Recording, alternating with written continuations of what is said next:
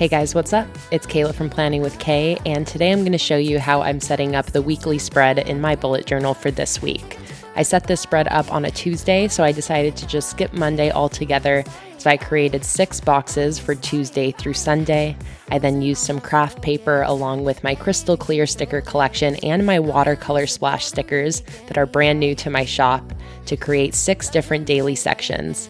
I'm going to be also using my white gel pen, my plain black pen, and a brown marker to finish this spread up, just adding some fun detail and decoration to those outer corners.